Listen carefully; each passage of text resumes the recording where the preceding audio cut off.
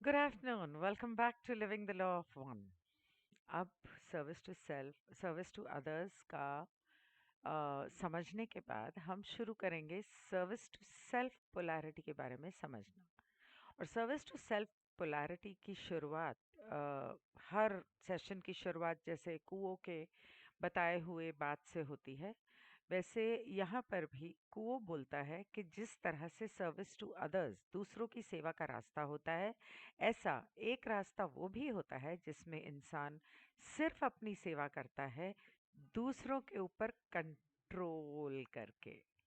और हर इंसान जो इस दूसरों के कंट्रोल या खुदगर्जी के रास्ते पे चलता है, उसकी खुशी खुशी होती है दूसरों को कंट्रोल करने में।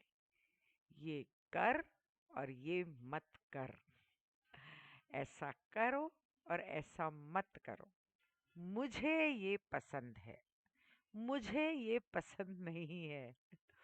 और जो इस बुराई के रास्ते पर चलते हैं, या जैसा कि कहा जाता है ये रास्ता जो बुराई का है, इसे वो रास्ता कहा जाता है जो रचेता का नहीं है, ईश्वर का नहीं है, भगवान का नहीं है। और इस रास्ते पर हमेशा विभाजन किया जाता है। और divide and rule, east India company ने क्या किया था, वर्ल्ड इकोनॉमिक फोरम क्या कर रहा है, अम, सनातन धर्म को मानने वाले, क्रिश्चियनिटी को मानने वाले, इस्लाम को मानने वाले आईएसआई या क्रिश्चियन मिशनरीज, या सनातन धर्म के कौन से हैं मुझे बताने की ज़रूरत नहीं, आरएसएस हो गया या बीजेपी हो गया, जितने पॉलिटिकल पार्टीज हैं जो धर्म के बिना पर कंट्रोल करते हैं और विभाजन करते हैं। अ, हालांकि आजकल मोदी जी ऐसा नहीं कर रहे हैं, और जो देखने में आया है कि वो मुस्लिम्स को भी इम्पोर्टेंस देते हैं। जैसे कांग्रेस पहले सिर्फ मुस्लिम को दिया करती थी, और वो हिंदू और मुस्लिम में फ़र्क नहीं करते ऐसा बताते हैं। मुझे नहीं पता इस बारे में कितना सच है, लेकिन वो सभी लोग जो किसी भी लेवल पर, अमीर गरीब, अमीर गरीब, जात यानी कि ऊंची जात, नीची जात, शेड्यूल कास्ट वगैरह, तीसरा हिंदू, मुस्लिम, सिख, ईसाई, क्रिश्चियन, ये जो पारसी, ये जो धर्म होते हैं, चौथा रंग, पांचवा देश का विभाजन, ये उस देश का है, ये उस देश का है। इस तरह के जितने विभाजन आप सोच सकते हो दिमाग में, वो सभी विभाजन, भाषा, हर विभाजन जो है वो इसलिए किया जाता है कि आपको पूरी तरह से कंट्रोल करके वो अपना फायदा उठा सके। वो क्या था कि दो बिल्लियों की लड़ाई में बंदर रोटी ले गया। तो जब विभाजन करो तो दोनों आपस में एक दूसरे से लड़ेंगे, और जब वो लड़ेंगे तो उसमें तीसरे का फायदा होगा। अगर ये बात दुनिया के लोग, या हमारे देश के लोग, या वो कट्टर धर्मवादी लोग किसी भी धर्म के समझ लें, तो दुनिया में कितना सुख सुकून हो जाए। उन लोगों के विभाजन के बातों में आकर लोग आपस में लड़ते हैं और अपना नुकसान करते हैं, अपनी जाति का, अपने देश का, अपने धर्म का, अपने लोगों का, और अपना भी, और दुश्मनों का फायदा होता है। आगे कार्ला कहती है कि इस खेल के जो रूल्स हैं वो मेनली ये है कि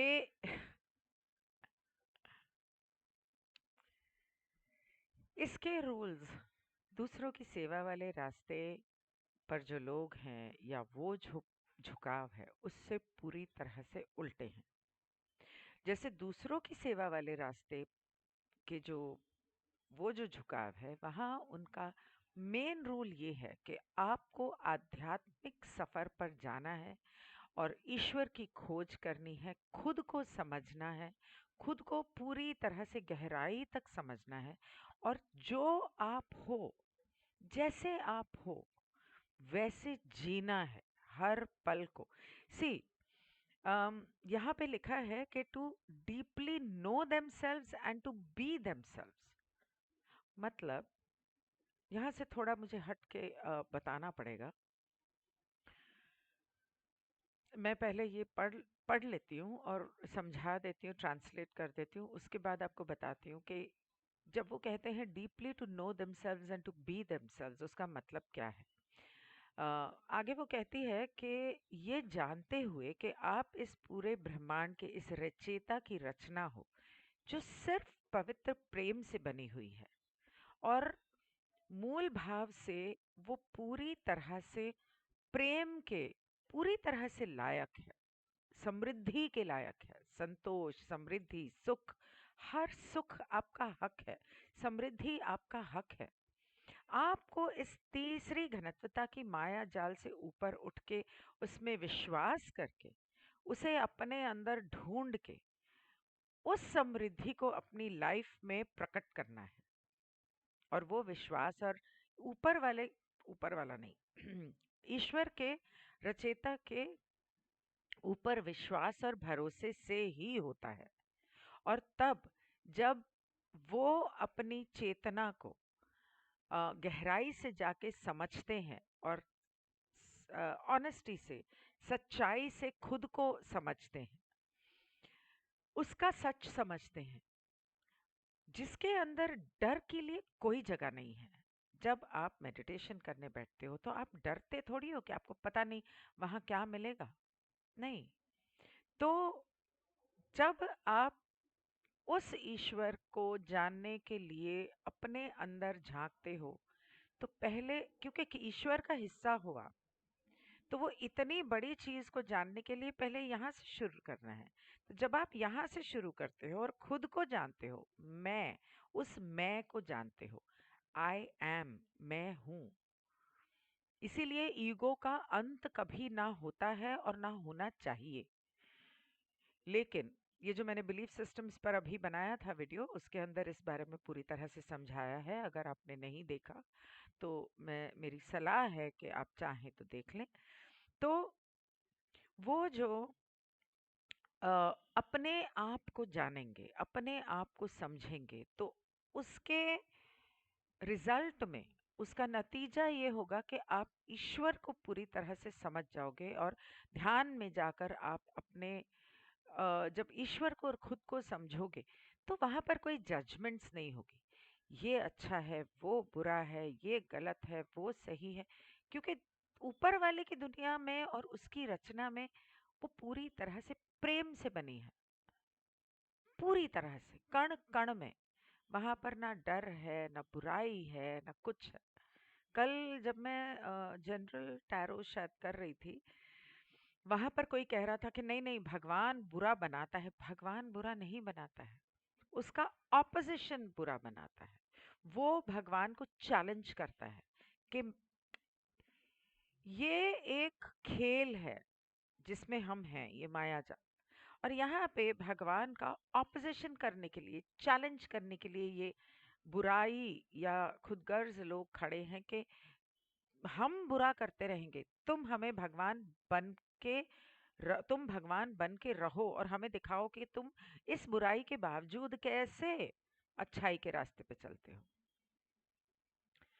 इस बुराई के बावजूद, इन मुश्किलों के बावजूद जो हम तुम्हारे रास्ते में कदम कदम पे डालते हैं, तुम कैसे सही रास्ते पे चलते हो, कैसे अच्छे बने रहते हो, कैसे भगवान बने रहते हो, ये हम तुम्हें चैलेंज करते हैं। तो जो भगवान है वो तो फिर भी, या जो अपने अंदर भगवान को पहचानता है, वो तो अपना अच्छाई का रास्ता नहीं छोड़ेगा ना। तुमने मुझे बिना मतलब के थप्पड़ मारा, तो मैं तुम्हें थप्पड़ नहीं मार सकती। अगर मेरे मन में प्रेम है या मैं बुराई के रास्ते पर नहीं हूं, तो मेरा मन नहीं करेगा तुम्हें थप्पड़ मारने का। पर उसके बाद चाहे मैं तुमसे बात कभी ना करूं, मैं वहां से हट जाऊंगी। तुम्हें जो करना है करो। तुम्हें माफ किया। मुश्किल है, बहुत मुश्किल है। ये वो गांधी जी वाला रास्ता नहीं है कि एक थप्पड़ मारा तो इधर भी मार दो ना भाई। इतने भगवान ना है हम। और वो तो बेवकूफी थी, महा बेवकूफी थी। क्योंकि फिफ्थ डेंसिटी में जाके सिखाया जाता है कि प्रेम जो है उसका भी संतुलन बनाना जरूरी है। अच्छाई में भी संतुलन बनाना जरूरी है। प्रेम जरूर करो, लेकिन ये मत भूलो कि आपके अंदर भी भगवान है। तो अगर आप अपनी इज्जत नहीं करते हो, अपने अंदर बैठे हुए भगवान की इज्जत नहीं करते हो, तो सामने वाले को क्यों बोलोगे दूसरे गाल पे थप्पड़ मार दे? अच्छा, हलवा समझे है क्या? है, आएगा कोई भी आके मार के चला जाएगा, हट। ऐसे थोड़ी ना होता है।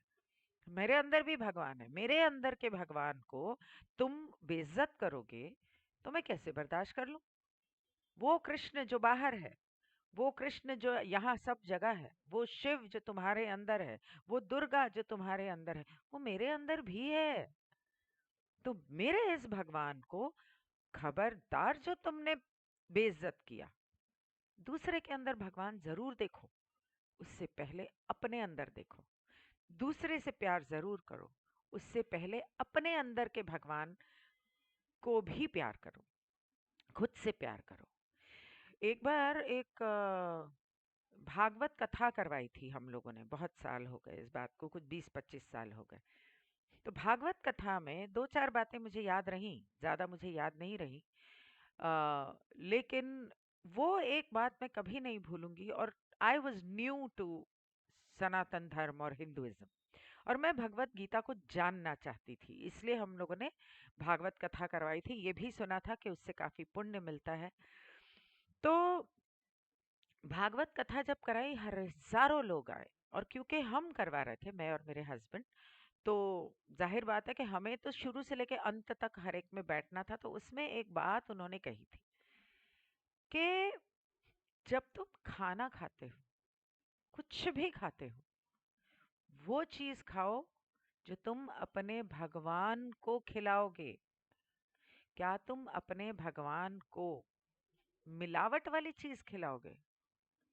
तो खुद जीएमओ या मिलावट वाले तेल क्यों खाते हो, मिलावट वाले डेयरी प्रोडक्ट्स क्यों खाते हो? क्या तुम अपने भगवान को बड़ा तेज मिर्च मसाला डाल के चीजें खिलाओगे? नहीं ना। तो खुद क्यों खाते हो?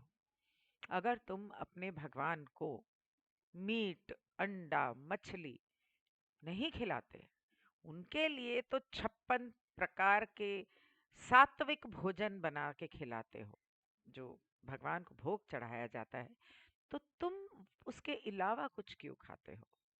इसलिए जब तुम तीखा मसालेदार खाना खाते हो, तो तुम्हें जो तकलीफ होती है, जुबान जलती है, या अगले दिन सुबह बाथरूम जाओ तो जलन होती है, एसिडिटी होती है, वो दरअसल तुम्हारे भगवान को हो रही है।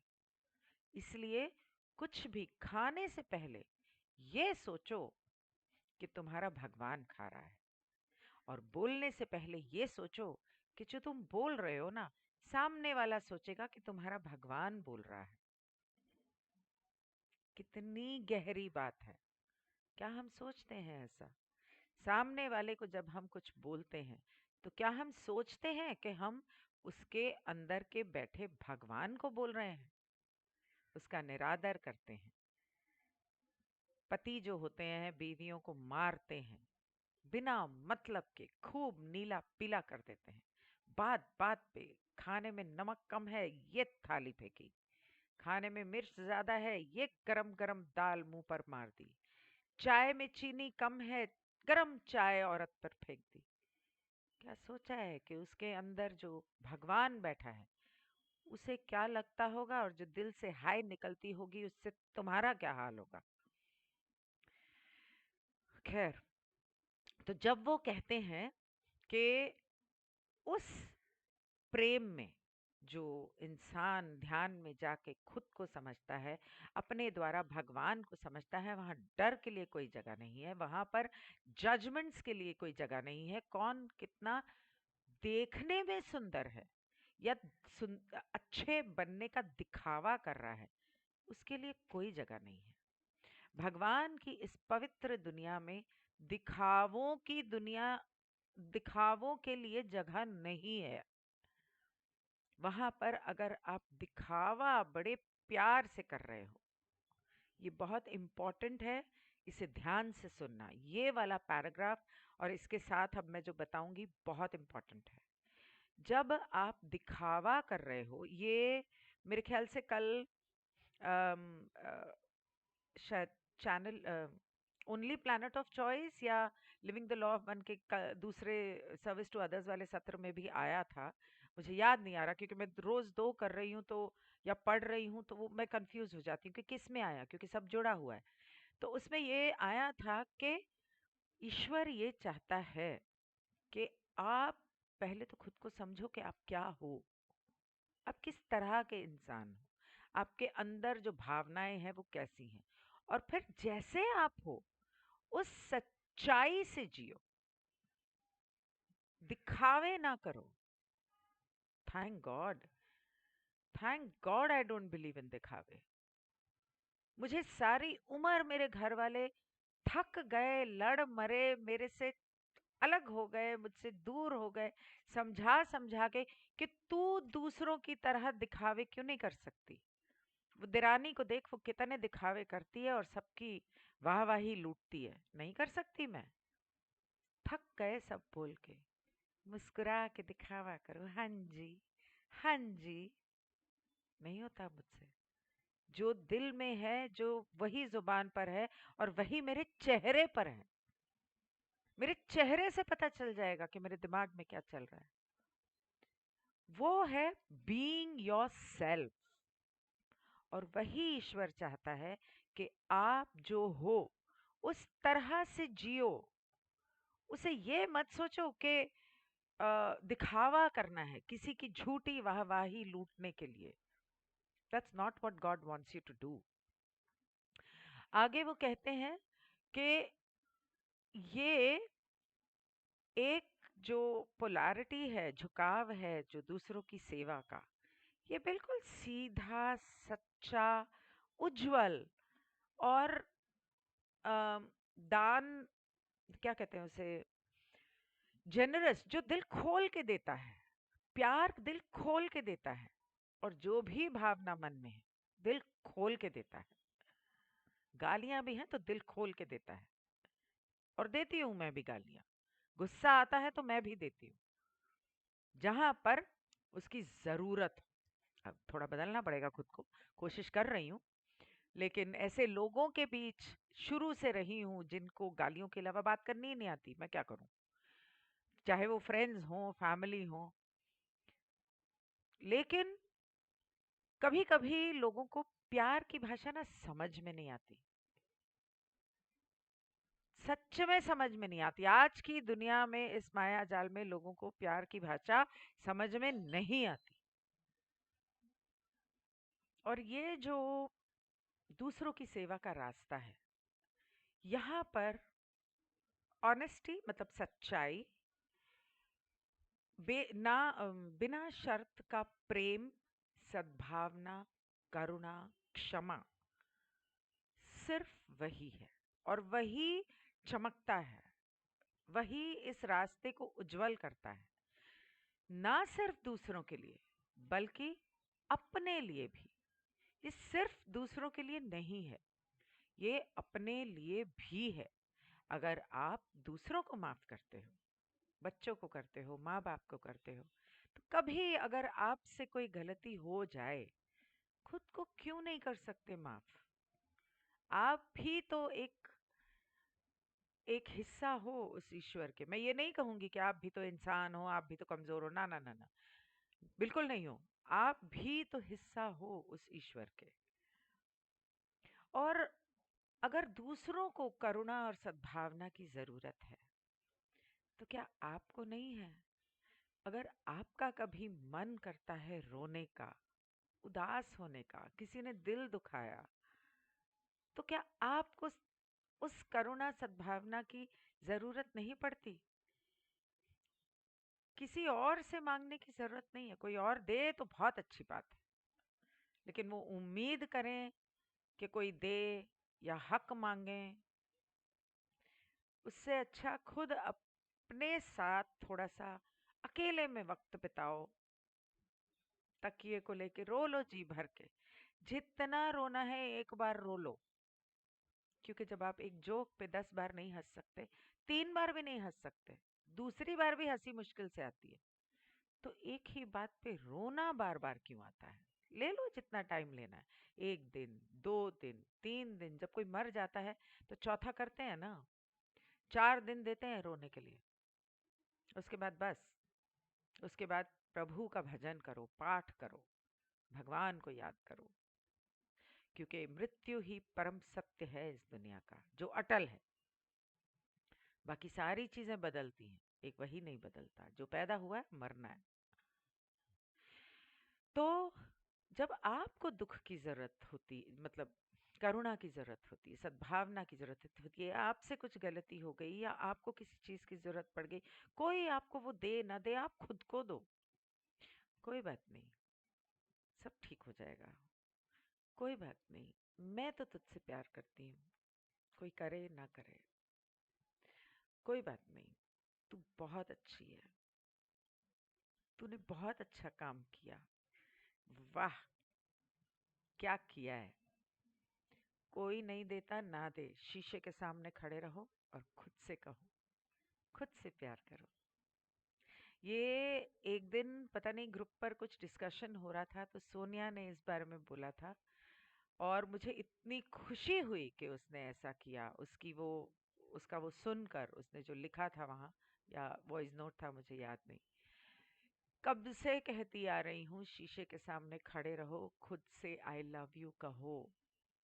आई लव यू कहने से, जैसे मैंने एक बार एक सेशन में, मुझे याद नहीं अब कौन से सेशन में, बताया था कि आप 2 कटोरियों में या जार में चावल रख दो, एक में आई लव यू बोलो, एक में आई हेट यू बोलो, और उसे पके हुए चावल, और उसे रख दो, देखो कौन जल्दी खराब होता है। आई हेट यू वाला कल तक खराब हो जाएगा, आई लव यू वाला शायद 2 दिन टिक जाए। पानी के मॉलिक्यूल्स का जो एक्सपेरिमेंट हुआ था, उसमें I hate you, I am at peace, I am joyful, I love you, you are horrible, you are wonderful, इस तरह के सारे इमोशंस डाल के, उस एक एक बूंद का, जब वो मॉलिक्यूल का जब माइक्रोस्कोप में देखा गया, तो उसके जो शेप्स थे, उससे पता चला कि प्यार बांटने से, सिर्फ अगर किसी को दिन में एक बार कह दो ना दिल से आई लव यू, उस इंसान के रोम रोम में जो फूल खिलते हैं, क्योंकि हमारा शरीर भी तो पानी का बना हुआ है, और ना सिर्फ पानी, किसी भी चीज को, एक पत्थर को, मैं अपने क्रिस्टल्स को बोलती हूँ आई लव यू, उनको जब आप आई लव यू बोलते हो, तो वो ईश्वर के प्रेम से खिल उठते हैं। और वहीं अगर नफरत वगैरह दो, या गिल्ट दो, रिग्रेट दो, आंसू दो, दर्द दो, तो मुरझा जाते हैं। फूलों और पौधों से बात करके देख लो, मैं अपने पौधों से कहती हूँ आई लव यू, और दिल से कहती हूँ, क्योंकि मैं उनसे प्यार करती हूँ। अब तो कुछ रह ही नहीं गए, बहुत कम, लेकिन उनसे, उनके ऊपर भी तो फर्क पड़ता है। तो क्या आपके अपने ऊपर फर्क नहीं पड़ेगा जब आप शीशे के सामने खड़े रह के खुद को बोलोगे आई लव यू? मुझे तो 2 मिनट लगते हैं नहाते हुए, लेकिन नहाते वक्त अगर आप अपने एक एक बॉडी पार्ट को साबुन लगाते वक्त आई लव यू बोलो, तो सोचो क्या होगा। कहते हैं कि जब आपके अंदर कोई पार्ट में बीमारी होती है, जैसे आपके लंग्स घर में प्रॉब्लम है, आपके हार्ट में प्रॉब्लम है, या आपके लिवर में प्रॉब्लम है, आपके इंटेस्टाइन्स में प्रॉब्लम है, बस अपने हाथों को वहां रखो और कहो my intestines, thank you so much, आपने जिंदगी भर मेरा बहुत साथ दिया है, मुझे बहुत मदद की है एक स्वस्थ जिंदगी जीने में। आज मेरी लापरवाही की वजह से आप शायद बीमार हो, मैं आपको खूब सारा ईश्वर का प्यार भेजती हूँ, कि आप हमेशा स्वस्थ रहो, और मैं जानती हूँ कि आप हमेशा स्वस्थ रहोगे और मेरा साथ दोगे। आपका बहुत बहुत धन्यवाद। That's it. Try doing it, that's what I do. जब मेरा शोल्डर पेन करता है, I keep saying I love you, I love you, I love you. That's what I keep doing. ये बहुत पावरफुल है। और ये जो दूसरों की सेवा के ऊपर चलने वाला जो रास्ता है, इसमें एक बात मैं बताने वाली थी। Seek deeply to know themselves and to be themselves, ये जो ऊपर एक लाइन थी, उसका कहने का ये जो मतलब है वो बिल्कुल यही है। कोई इंसान बुरा पैदा नहीं होता, चाहे वो खूनी हो, रेपिस्ट हो, कुछ भी हो। बुरा, हाँ, अगर वो पिछले जन्मों से या पूर्वजों से उसके डीएनए में कुछ ऐसा आया है, लेकिन बेसिकली वो इंसान वैसा नहीं है। उसको बनाया उसी उसको भी रचेता नहीं है। उसके ऊपर शायद ऑपोजिशन वालों ने साइकिक अटैक करके कब्जा कर लिया हो किसी जन्म में, या पूर्वजों के द्वारा, या उसके डीएनए में। लेकिन बेसिकली वो इंसान बुरा नहीं है। उसके भी मन में प्यार की कमी है। अगर उसे प्यार मिलेगा तो उसे बदलने में वक्त नहीं लगेगा, चाहे वो सास बुरी है या पति बुरा है या कोई भी बुरा है। हम अपने आम जिंदगी में हम लोगों की ही बात कर सकते हैं, कोई जेल में जाके क्रिमिनल्स को तो नहीं कर सकते। लेकिन ये एक एक्सपेरिमेंट हुआ था कि जेल में जाके सभी क्रिमिनल्स को लव एंड लाइट भेजी जाती थी, और वो चेंज हो गए, वो सही मायने में बदल गए। क्योंकि कंट्रोल, डोमिनेंस और ये सब जो चीजें हैं, ये उन बुरे साइड की सर्विस टू सेल्फ वाले लोगों के साइकिक अटैक के द्वारा लोगों को कंट्रोल करते हैं। वो ऐसा भी करते हैं, चाहे डीएनए में हो, चाहे पिछले जन्म का हो। इंसान पैदा वैसा नहीं होता है। जब बच्चा पैदा होता है तो वो पवित्र प्रेम होता है, और एक नवजात शिशु जो होता है ना, उससे ज्यादा पवित्र प्रेम का स्वरूप, चाहे वो इंसान का है या जानवर का है, कोई नहीं है दुनिया में। एक जमीन से फूटती हुई कली, जो एक नया पौधा, वो अंकुर फूट रहा है, उतना ही प्यारा है जितना एक बच्चा पैदा हुआ इंसान का। और उतना ही प्यारा जितना एक भेड़िए का बच्चा, शेर का बच्चा, जो बड़ा होके शायद आपको खा जाए, जंगली, और कुत्ते का बच्चा, बिल्ली का बच्चा। सड़क के कुत्ते बिल्ली के बच्चे है, इतने प्यारे हैं, उनको देख के प्यार के मारे आंसू आ जाते हैं। पवित्र प्रेम है वो। तो एक इंसान कोई भी बुरा नहीं होता। इसलिए अपने अंदर झांको, अपने अंदर प्यार है या प्यार की कमी है, उसे पहचानो।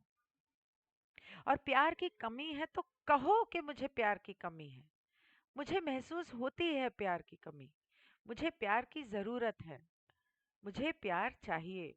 इसीलिए मैं इतनी गुस्से में रहता हूँ, इसीलिए मुझे अटेंशन चाहिए। कुछ लोगों के लिए प्यार, देखो, प्यार की ये थोड़ा एक ही पैराग्राफ में मुझे खत्म करना पड़ेगा क्योंकि ये थोड़ा लंबा हो गया। आई एम सॉरी, मेरी वजह से। प्यार की हर इंसान की अपनी परवरिश के हिसाब से परिभाषा अलग होती है। जिसे बचपन में माँ बाप ने प्यार के नाम पे सिर्फ गिफ्ट दिए हैं, उसको ये समझ में आया कि किसी को प्यार दिखाना है तो गिफ्ट दे दो, तो वो आपको टाइम नहीं देगा, आई लव यू नहीं बोलेगा, गिफ्ट देगा।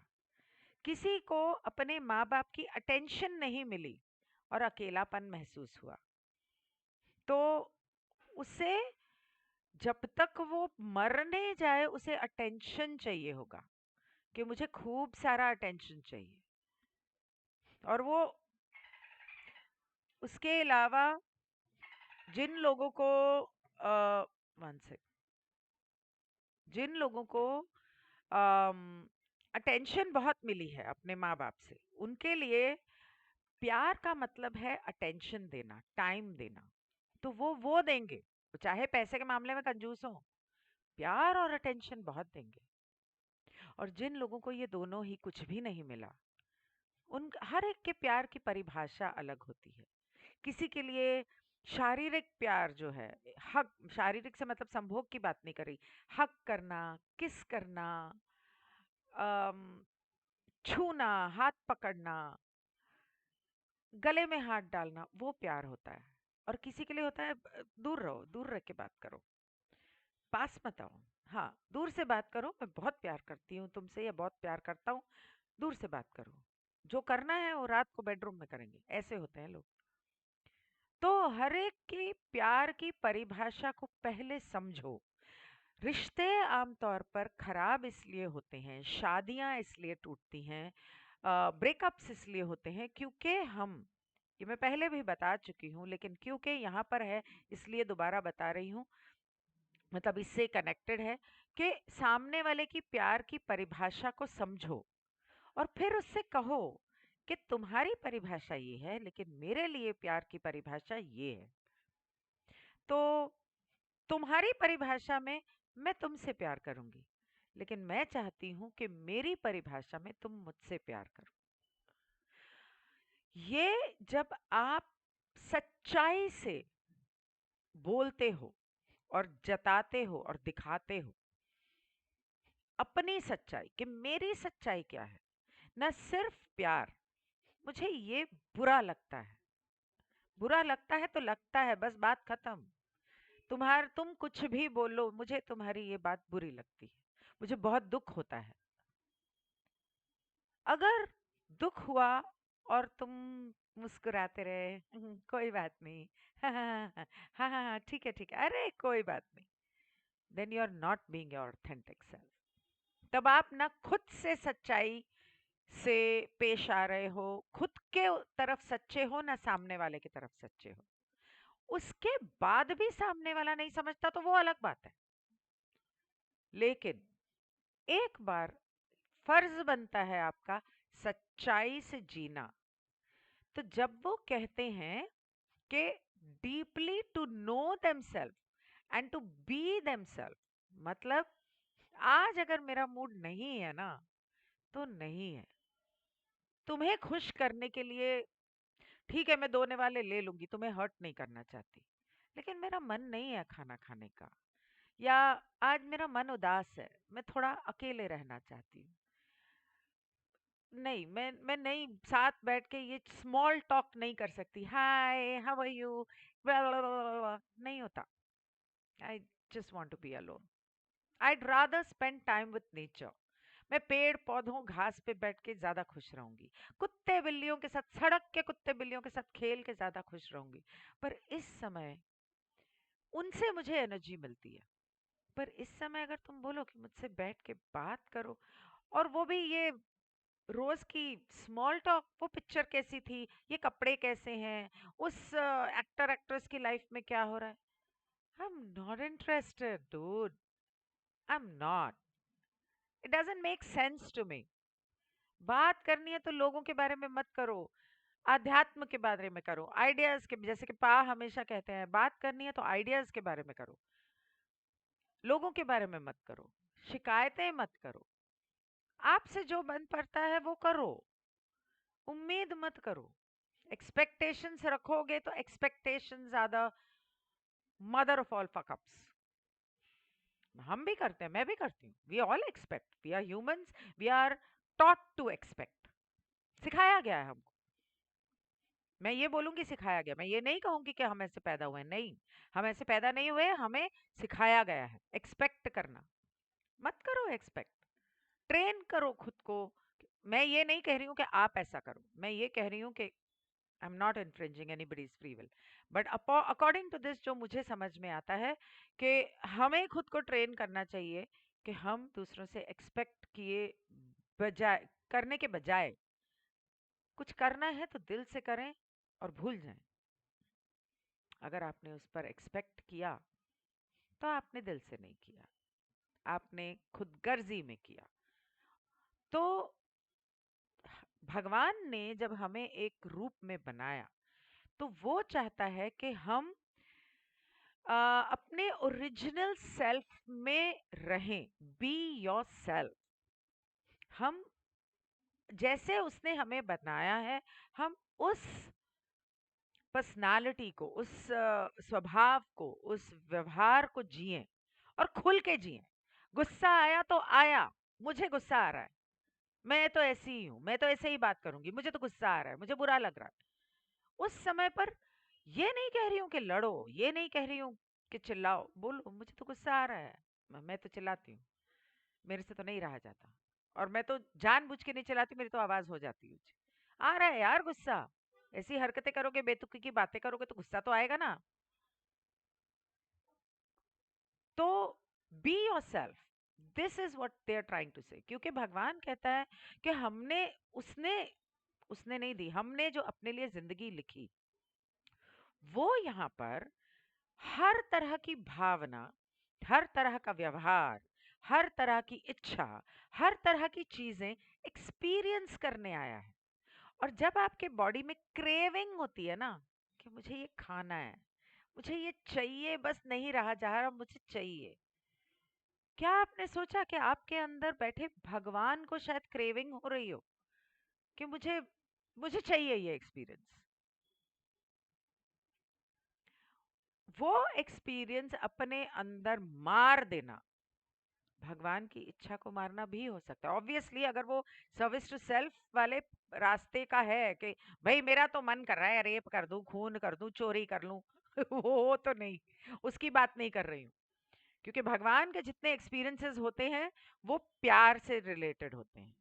अगर आपके उसके अलावा कोई नेगेटिव इच्छाएं हो रही हैं तो वो डिवाइन से नहीं आ रही, वो यहाँ से आपके ऊपर साइकिक अटैक हो रहा है। उसको पहचानो कि मुझे जो इच्छा हो रही है, क्या वो डिवाइन से आ रही है, क्या वो फ्री विल से ताल्लुक रखती है, क्या वो प्यार से ताल्लुक रखती है। अगर है तो वो डिवाइन की इच्छा है। और अगर वो वायलेंस, एंगर, गिल्ट, फियर, डर, रिग्रेट, हेट्रेड ऐसी वाली है, तो यहाँ से कोई मुझे कंट्रोल करने की कोशिश कर रहा है, कंट्रोल कर रहा है। ये I send you to love and light, मैं तो ऐसे ही करती हूँ मेंटली, हाथ से नहीं, बट मैं इमेजिन करती हूँ कि जो भी यहाँ पे डार्क एंटिटी है उसको मैंने लाइट में भेज दिया। ये पा ने सिखाया था उस दिन ग्रुप में, उन्होंने बताया था कि ऐसा करना चाहिए। और वैसे भी हम जैसे पहले मैं इसको लव एंड लाइट भेजती थी, अब मैं इसी को लव एंड लाइट में भेज देती हूँ। सो अपने उस अपने अंदर, हर इंसान के अंदर, जैसे ओनली प्लैनेट ऑफ चॉइस की बुक में कल जो मैं पढ़ रही थी उसमें लिखा था कि हर इंसान में इस तीसरी घनत्वता में हर एक में अच्छाई अच्छाई और बुराई दोनों होती हैं। आप किसको, दूसरी चीज को ओवरटेक करने कर कर पाते हो, अपनी बुराई के ऊपर अपनी अच्छाई से ओवरटेक कर पाते हो, या इतने कमजोर पड़ जाते हो कि बुराई ओवरटेक कर लेती है, ये आपके ऊपर है। तो अपने आप को पहचानो, हर क्षण में पहचानो, और अपनी जिंदगी का हर क्षण खुल के जियो, पूरी तरह से जियो। चाहे वो रोना है, चाहे वो गुस्सा है, चाहे वो नाराजगी है, चाहे वो आ, दुख है, चाहे वो खुशी है।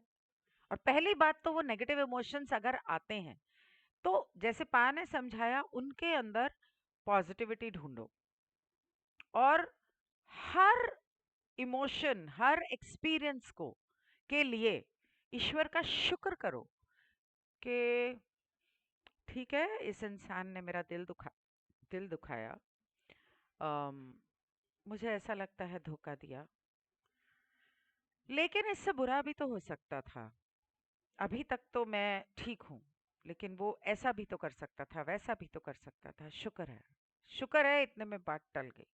और अगर वो ऐसा ना करके वैसा करता, तो हो सकता है कि वैसा हो जाता, वैसा हो जाता, वैसा हो जाता, जो शायद आगे चल के और बुरा होता मेरे लिए। आज धोखा नहीं देता, आज से 10 साल बाद देता, तो मैं तो पूरी तरह टूट जाती। ये तो अच्छा हुआ जल्दी जान छूट गई। पॉजिटिव सोचो, शुक्र है भगवान का, शुक्र है। शुक्र किया, रिलीज किया, और बैक टू नॉर्मल, अपनी नॉर्मल लाइफ में वापस, हंस के, खुशी से। आई मीन ये कहने को बड़ा अजीब लगता है, लेकिन मैं एक बात कभी नहीं भूलूंगी कि एक बार घर पे कुछ मेरे गेस्ट आए थे, कोई अपने ही थे, और मैं जब काम में बहुत ज़्यादा घुसी होती हूँ, फोकस करती हूँ, तो I like things to be perfect. थोड़ा सा ओसीडी प्रॉब्लम है मुझे, तो परफेक्ट होना चाहिए। सफाई है तो परफेक्ट होना चाहिए। घर में अगर कोई आ रहा है तो एक हफ्ता पहले मेरे घर की सफाई शुरू हो जाएगी। कोने कोने में कहीं मिट्टी नहीं होनी चाहिए। और खाना है तो वो प्रॉपर बनना चाहिए, तो वो सारा कुछ टेबल प्रॉपर सेट होना चाहिए, सजा हुआ होना चाहिए। खाना बना, और मेरा माथा थोड़ा ऐसा रहता है, तो उन्होंने मुझसे कहा, गिन्नी, तू खाना लगा रही है, हम तेरे घर आए हैं, तेरे चेहरे पे मुस्कुराहट नहीं है, थोड़ा मुस्कुरा के खाना खिला दे। मैं आज तक नहीं भूलूंगी। मतलब मैंने कहा, हाँ, मैं तो I was just trying to make sure everything is perfect, but yes, you are right, मैं अपना स्ट्रेस उस खाने में डाल रही हूँ। और ये मैं बात कर रही हूँ तकरीबन वही कुछ 30 साल पहले की, 30 years बैक, 32 years बैक। वो बात मुझे आज तक नहीं भूली, और मुझे याद रहा कि नहीं, आप कुछ भी काम कर रहे हो, whatever you're doing, smile। लोगों को ना, okay, so I will and this session here. मैं दोबारा रिकॉर्ड करूंगी। ये थोड़ा सा इम्पोर्टेंट था, इसलिए I took so much of time explaining this. लेकिन मुझे कुछ लोगों ने कहा है कि तू वीडियो करती है ना, तो ये हाय, ये सब बहुत करती है, हाय गुड इवनिंग, थोड़ा रिलैक्स, हेलो गुड इवनिंग, ऐसे करो। मुझसे नहीं होता। मैं नहीं ऐसे, आई कांट फेक इट, क्योंकि मैं उसी हूं नहीं। आई एम लाइक, अगर मुझे किसी को मिलना ही है तो हाय गुड इवनिंग ऐसे मिलती हूँ।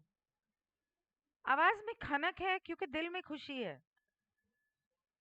अगर मैं ऐसे बोलूंगी, hi good evening, how are you, let's do living the love of one, देखने का मन भी नहीं करेगा।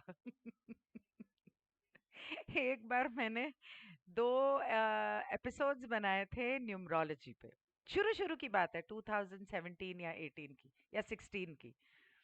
तो तब शुरू शुरू में मैंने यूट्यूब पे वीडियो बनाने शुरू किए थे, कुछ 6 महीने पहले। तो मुझे सब कहते थे, अरे तो कितना चिल्लाती है, कितनी जोर से बात करती है यूट्यूब के ऊपर। मैंने बोला, अच्छा ठीक है, मैं धीरे बात करती। हाँ, तो मैं न्यूमरोलॉजी पे वीडियो बनाई थी, so about the people who are born on these numbers, and people who are in love, and how people behave in their sexuality. तो जिन लोगों ने मुझसे कहा था कि थोड़ा धीरे बोला कर, वो फोन करके बोलते हैं, नहीं, मजा नहीं आया। These videos were about how people behave in love, numbers के हिसाब से, 1 नंबर के लोग कैसे बिहेव करते हैं, 2 नंबर के लोग कैसे बिहेव करते हैं, एंड अबाउट सेक्सुअलिटी, जो which is one subject nobody ever takes up, but it's the most important, क्योंकि एक मैरिज में that is very important, in a relationship it's very important, and nobody talks about it. So I was like, okay, this needs to be talked about. So I was like, people of so and so number, how they are in bed, or what is their sexual, not preferences as per gender, but in sexuality, what is it that they like or don't like. So